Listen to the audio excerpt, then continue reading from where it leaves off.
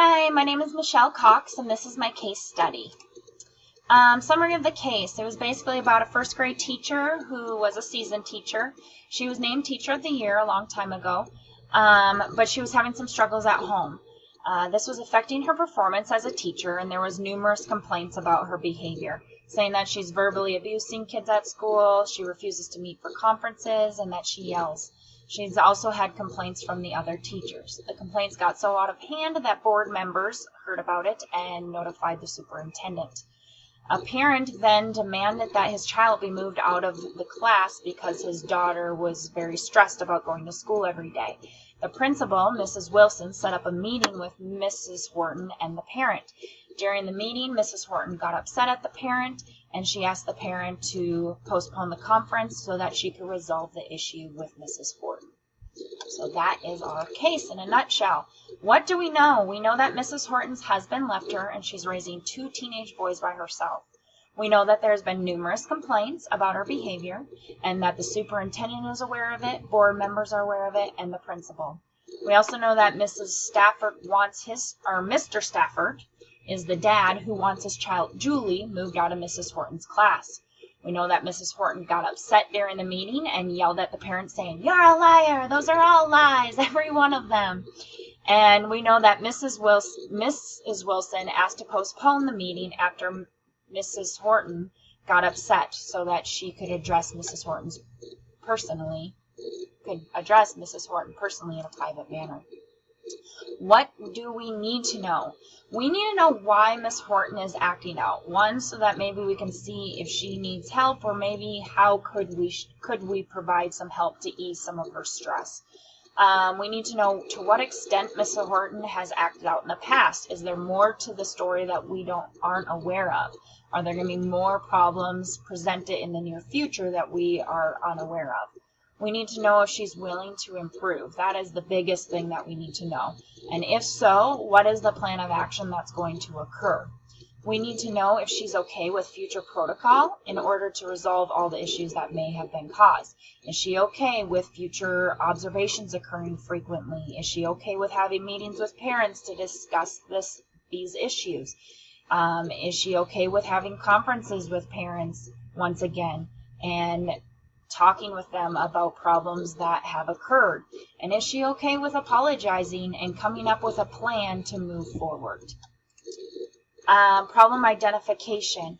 So the problems that I've identified is that Miss Horton's behavior is not appropriate or professional. Accusation of Miss Horton's behaviors are numerous and pretty severe. Miss Horton's behavior needs to change. Miss Horton's class morale needs to change. Right now it seems like that's very struggling all around.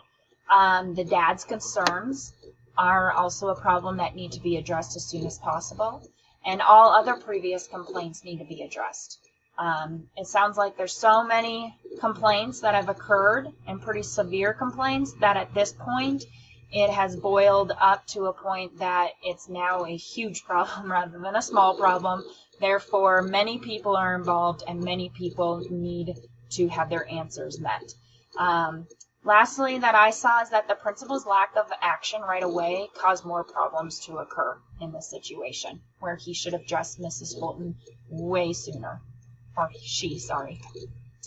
Proposed plan of action. The plan of action to resolve the problems. My plan of actions would be, first, to hear out Mrs. Horton's side of the story. Ask her what she needs. Just get her side and get some buy-in with her on what's going on. Why all of a sudden is she struggling when she used to be the stellar teacher?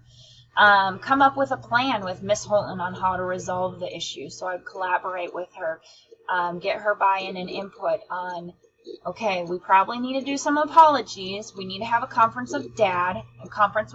How should that go in the future so that it goes well?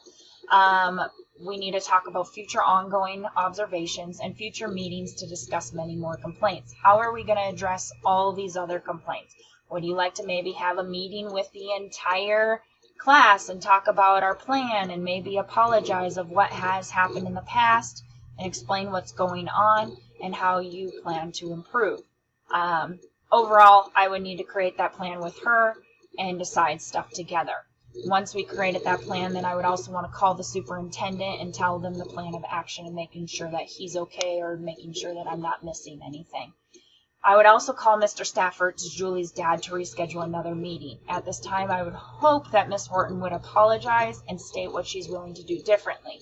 If the parent is then willing to keep his student in that class, then we would move forward there. If he's adamant about moving Julie to another class, at this time, since there was so much that has happened, I would probably move Julie to another class, but I would also be prepared for other parents wanting to move their child. This would be part of the ripple effect.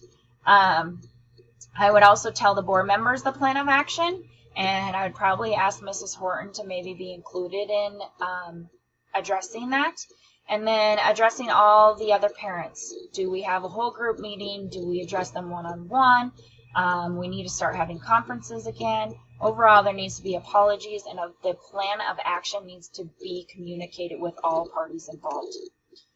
What is best for the students when resolving this issue? Ultimately, what is best for all students is to provide them an environment of learning where they feel safe, heard, and cared for. An environment that has consistency, an environment that Mrs. Holton's class once had. So what is best for all students is to support and guide Miss Holton back to a successful direction in teaching, if she's willing to do so. Lastly, each individual student needs to be considered and addressed individually. Therefore, Julie's needs may need that she needs to be moved to a different class, whereas another student may just need an apology from Miss Holton and to know that she has a willingness to change. What was I thinking, feeling, and valuing as responding to this problem? Over here are the emojis. I was feeling a lot of those different emotions. I was often thinking about the most professional way and least upsetting way to solve the issue. I also felt myself feeling for Mrs. Holton, hearing that once she was an outstanding teacher but now is struggling due to life being difficult, made me want to help her. It made me know that somewhere inside there's this fire and passion in her, and she just needs help finding it once again. And I also found myself thinking as a parent. As being a parent myself, I felt for all the children. I did not want any of the children to have to endure a year of going to a class that they dreaded and worried about going to. Lastly, I often thought about the ripple effect. Once I made one decision, what was going to happen after that? Such as moving Julie to a new class. There's going to be repercussions for that. Other people are going to want their children to be moved. So how am I going to deal with each problem that is now a new problem because of the decisions that were made? What issues are still unresolved or open for further investigation? The issues that I felt are still unresolved are how the parents, staff members, board members, the superintendent will all respond to the choices and actions that are made. The ripple effect and the unknown of what is yet to come is still unresolved and might be for quite some time. Lastly, how Mrs. Holton receives redirection is unknown. She may be willing to change and say that she's willing to change, but she might not follow through with the plan to do so. Therefore, follow-through needs to occur, and ongoing communication, observation, and feedback needs to happen for a long time afterwards. Further recommendations. I think that it is vital to create a sense of respect and understanding with all parties. I think there needs to be a common goal in mind. Instead of focusing so much on what has happened in the past, what are we going to do to change it? Where are we wanting to go with this? Communicating clearly that goal in mind and how it will be achieved with all the parties involved. I think that is vital to actively listen and take time to think things over before making final decisions. When making decisions, I would often seek advice from professionals, people that are willing to, that have had knowledge and expertise in this area to help me have some guidance on where to go. And then I would also implement observation and evaluation into the process for documentation purpose and for professional growth support. And then I would also provide Ms. Holton professional opportunities that might be beneficial for her to help her get excited about teaching again, to help her get back to where she used to be. How do I promote the academic success of every student? When solving the problems in this situation, I focused on working with the teacher to create a plan on how she could improve. This, overall, would hopefully increase the class morale, which would then help those kids. If they are happy learners, they have buy-in, they're more willing to learn, therefore they'll be more successful. I also focus on each individual student's needs. And I also focused on improving the classroom instruction through frequent observation and feedback with the teacher. Provide examples from the case explaining how I promoted the personal well-being of every student. Once again, I focused on each individual child's needs by addressing each individual in the class personally. I set up another meeting with Mr. Stafford to resolve his concerns. So that is the focusing on Julie's needs and her well-being. And then I asked Mrs. Holton if she'd be willing to apologize and or have conferences with the parents in her class about her behavior that has occurred. This will create, hopefully, a better morale with her kids and better feeling with all the parents and the kids about moving forward. And how do I enhance instructional capacity?